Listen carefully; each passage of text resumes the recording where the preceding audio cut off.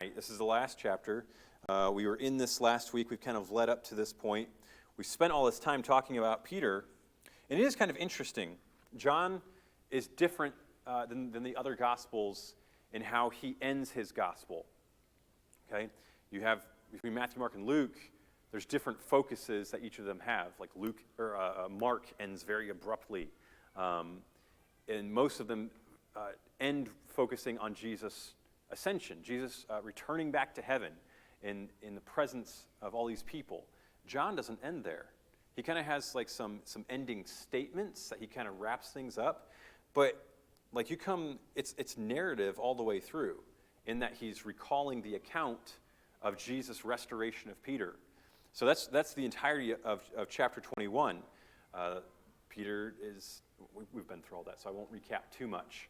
But we spent all this time last week on verses 15 through 17. We spent a good chunk of time there, and it's Jesus restoring Peter after his colossal sin, a very public sin of denying Jesus. Jesus restores him and condescends to his level and makes it very evident that even though Peter feels so inadequate to serve Jesus, Jesus says, listen, your past doesn't change my love for you. How you feel about yourself doesn't change the love that I have for you. So serve me. Get back on. Get back up. Serve me. So let's actually back up. We're going to continue that here, and we're going to kind of close off the conversation as John follows it, because it's important. So you back up to verse 17. And this is that third time he said unto him, the third time, Simon, son of Jonas, lovest thou me? Peter's grieved because he said unto him the third time, do you love me? And he said unto him, Lord, you know all things. You know that I love you. Jesus said unto him, feed my sheep. So there's that aspect of leading the church, caring for other believers. But Jesus' statement, now we stopped there last week because the thought kind of ends, but Jesus keeps on talking. So let's look at what Jesus says next here. So end of verse 17, Jesus said unto him, feed my sheep. Verily, verily, I say unto thee, when thou wast young, thou girdest thyself and walkest whither thou wouldst. You walked where you wanted to. But when thou shalt be old, thou shalt stretch forth thy hands, and another shall gird thee, and carry thee whither thou wouldst not. Does that sound confusing to anybody at all? Why does Jesus say this to Peter? He's talking to him about service, about following him in service. Everybody with me? Okay? Pay attention, all right? Why does Jesus bring this up? Here's the point that we'll look at out of verses 18 and 19, is that Jesus calls Peter to follow him. And the idea here, the emphasis here is no matter the cost or despite the cost, follow him. So let's connect the statements here, okay? Because he says in verse 17, feed my sheep, and then he has this long sentence here, long thought in verse 18. And then at the bottom of verse 19, if it has Jesus' words in red, you see at the bottom of verse 19, he says, follow me. So what does Jesus do here in verse 18? It's actually, Jesus is giving Peter a preview of his death, of Peter's death. And we see that out of verse 19. So he says that kind of interesting statement in verse 18, and then verse 19, John explains for us. Look at verse 19. He says, this spake he, signifying by what death he should glorify God. So he's talking about Peter's death. He's giving him a preview of his death, of how Peter is going to literally die for Christ. And then he says, and when he had spoken this, he said unto him, follow me. If you're kind of connecting the thoughts there, it's kind of a powerful thought, what Jesus is doing here. He restores Peter. Okay, he restores him to relationship. He says, it doesn't matter what you've done, I love you despite what you've done. You need to get up, and if you love me, serve me. By the way, you're going to die. You're going to die if you follow me. Follow me, is what he says. So there's a comparison that he gives here. Okay, in verse 18, let's explain that a little bit. In verse 18, he says, I tell you the truth. He says, when you were young, it's the kind of the idea of you dressed yourself and you walked where you want to. So it's the idea, and then he says, well, I'll explain here in a moment. So he gives that comparison of when you were young, you were in control of your own life, is the idea that he gives. You're in control of yourself. You did what you want. You walked where you wanted to. He says, but when thou shalt be old, thou shalt stretch forth thy hands, and another shall gird thee and carry thee whither thou wouldst not. So Jesus gives the comparison of a person's own self-regulated life as opposed to a life that has given up control and others are in control to the point of others putting him to death. We look to historical sources and they tell us that Peter, at the end of his life, was crucified, like Jesus. He's crucified. Tradition tells us, historical sources tell us that he felt unworthy to be crucified in the same way as Christ. He asked to be crucified upside down.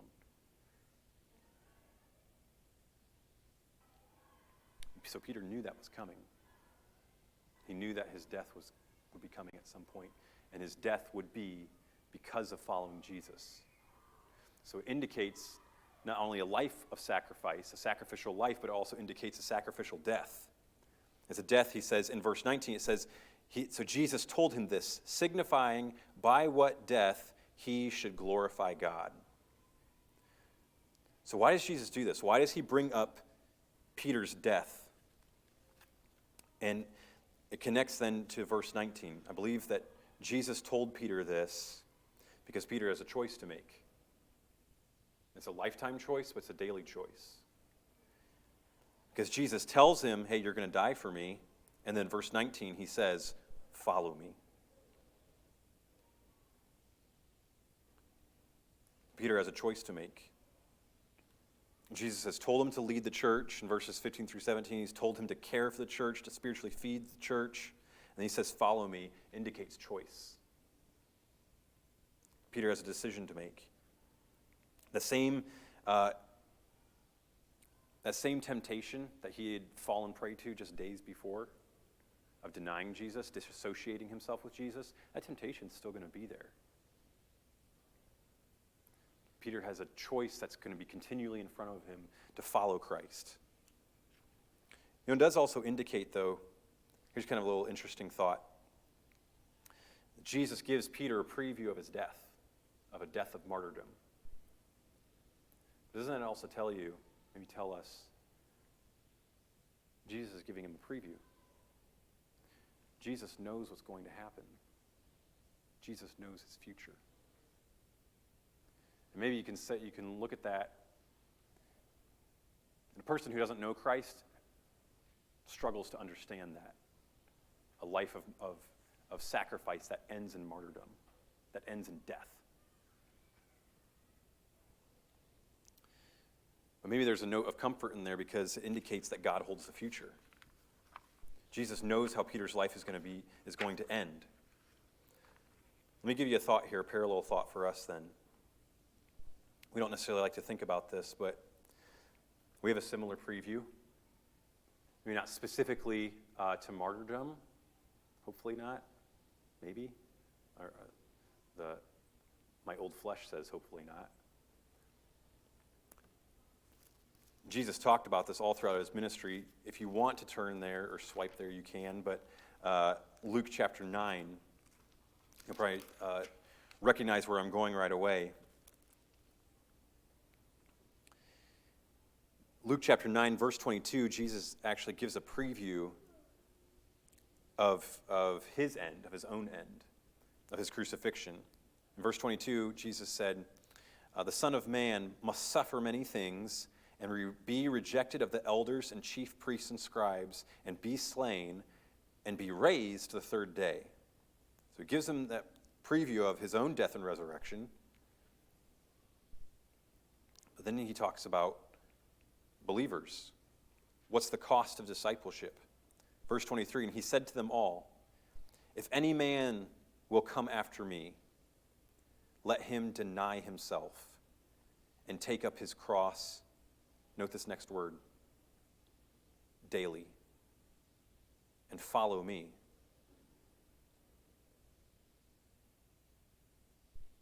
See, believers have a choice. We have a choice in front of us every day. Even if we talked about this a little bit in our growth group. It's brought up 1 Corinthians 6. We have a choice in front of us all the time. If you're a Christian, your salvation, your eternity is secure. But what are you going to do until then? What are you going to do until eternity? Because he says, if any man, if any person, if any will come after me, let him deny himself and take up his cross daily and follow me. Every follower of Jesus has to deny themselves. If you're going to follow Christ, it means denial of self. It means no to yourself in some regards. And then the next verse, he explains a little more. He talks about earthly sacrifice for eternal reward. He says, for whosoever will save his life shall lose it. But whosoever will lose his life for my sake, the same shall save it. Earthly sacrifice for eternal reward. Following Christ does mean that you're going to have to give up things. It does. It means you're going to have to sacrifice things. Now the key here is that it's things that don't matter. It's things that do not matter. And you find that out. The more you seek Christ, the more you grow in your walk with him, the more you see this truth realized. As I seek things that matter for eternity, maybe the things that once mattered to me so much, they don't matter so much anymore. Let me give you a really silly illustration here, okay? Really silly illustration, okay? So in our employee contract, as pastors of the church, we have something in our employee contract that says that we cannot go to the movie theater. We can't go to the movie theater. So none of us pastors can go to the movie theater. I don't know if Grant's exempt from that. He's an intern, so maybe he's exempt. I don't know. Haven't looked into that. Don't ask.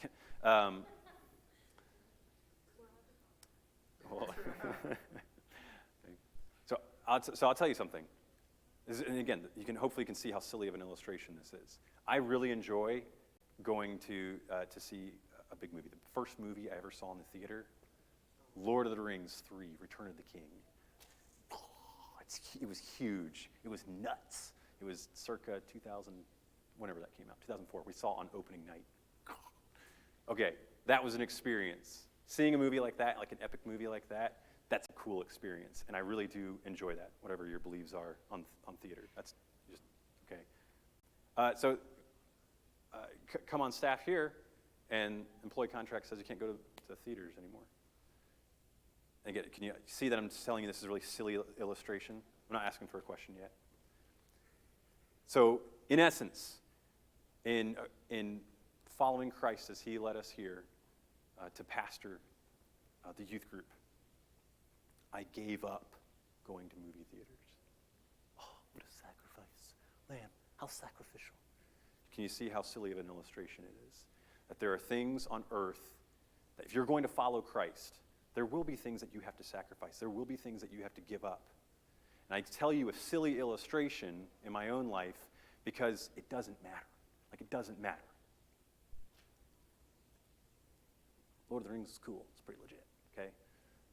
It's like second most sold book, highest grossing book next to the Bible. If you didn't know that, pretty sure that's still true. Yay, hooray. Lord of the Rings is not going to last into eternity. Christ's word will last. There's all sorts of things that are just temporal. They're earthly. And we look at it and we say it's sacrifice. But I mean, is it sacrifice? I mean, yes, in a sense it is. But again, that's why I give you the silly illustration. Earthly sacrifice for eternal reward. All right, we're getting short on time here. I'll put this other point up here, is that believers do have a guarantee of persecution. Yay. Let's move on. Just so you know that if you're all who will live for Christ will suffer persecution. All right, anyways, moving on. Okay, so what does Jesus say here then? He gives them this preview of a life of sacrifice that ends in martyrdom, and then he says, here's his call, follow me. So indicates a choice. It indicates a choice that Peter had to make, just like we have a choice to make, to follow Christ. It's a life purpose, and it's a daily decision to follow Christ. So Peter's presented with this future of sacrifice and martyrdom, and it's for God's glory, as John tells us in verse 19. And it's interesting, once Jesus says that, Peter actually immediately gets distracted. And as he contemplates Jesus' call, he falls prey to a common trap that we'll look at here just for a moment, and then we'll be done. It's that trap of self-comparison. So here's the second point. Is we have to follow Christ no matter the cost, but then we have to follow Christ solely. Let's read the verses. Verse 20 says, Then Peter, turning about, and essentially it says he turns about and he sees the Apostle John, who describes himself in verse 20. Look down at verse 21. Peter, seeing him, said to Jesus, Lord, and what shall this man do? So before we read the next verse here, let's talk about Peter's concern here real quick. Because Jesus is talking to him about his life of sacrifice. He's telling him how his life is going to end. And then Peter immediately notices John, for example. And he says, Lord, what about him? What's he going to do? What's going to happen to him? I have a life of a martyr's death waiting for me. What about this guy? And so Peter gets distracted, and I think he does what we frequently do. We look at others. We look at other people. We even look at other Christians. And there's different ways we can talk about this. And essentially, maybe we can just bring it back to pride. We wonder what God's going to do with us. We wonder what God is doing with others. Maybe we see how God promotes someone else, or we see how God gifts someone else, or we want what that other Christian has. I think it's essentially what Peter does here. He gets distracted wondering about what about him? What about them? I think that's a temptation that any of us can fall prey to. Let's look at Jesus' response here. So he asked Jesus a question. He says, Lord, what shall this man do? He asks him a question. Jesus doesn't answer his question. I want you to notice that. He actually rebukes him. Jesus said unto him, If I will that he tarry till I come, what is that to you? Follow thou me, or you follow me. So essentially, what does Jesus say there? He says, if it's my will that that the Apostle John were to live until I come back, that's not your concern. That's not your problem. That's not your focus. He says, you follow me. He says, what if I had grand plans for him? That doesn't concern you. And so here's the point for us to focus on, and we'll be done here. Is that our focus is to be solely on Christ. And I know that's like a very blanket statement that we should just well, yeah, of course, duh, no, I know that. Our focus should be solely on Christ. It's easy to look at others and wonder what God's going to do with them.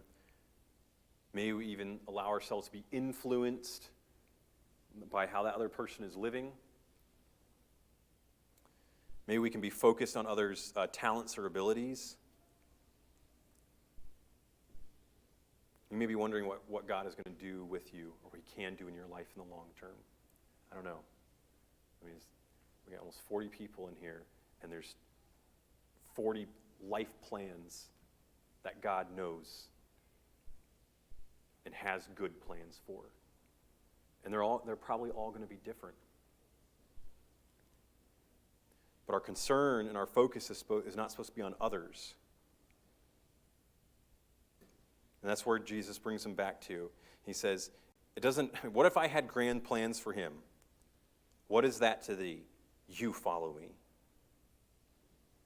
All right, we got to be done here.